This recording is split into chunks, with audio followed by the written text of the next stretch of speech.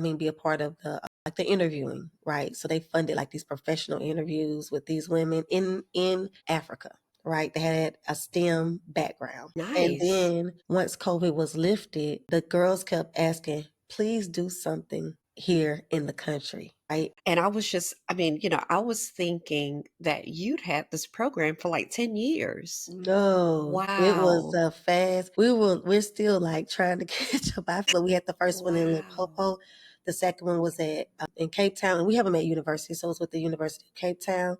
And then they are moving. We're now being asked to go to different countries, but I'm nervous because they're asking for 1,000 to 3,000 girls. Yes, So we hear about STEM, but why STEAM? yes, we wanted to include the arts because for me, I believe that I'm very interdisciplinary. You heard me, so I'm kind of have a business degree.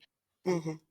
Instructional design is my master's and my doctorate. I also have a certificate in public health, right, for the health side of me. So, Okay. and not by choice, because they're like, if you're going to do this, you have to get this to back you up, right? Hmm. And then it's also being creative. And we also had, the first year we had chemistry and cosmetics. So that's still bringing in the arts and bringing in the Okay. science. So that's why we wanted to make sure that we focus on STEM, but also the art as it relates to girls, right? When you think about any kind of makeup products, when you think about music or even building an app, and if it's for a young lady, just having that art side to it or being creative. This year we hosted our hackathon. That was the second half of our day. And the girls had to have a challenge, and most of them included their answers or their presentations included things that were for other girls and other women, which was interesting. I think you'll have trouble getting 1,000 girls in some of these other countries,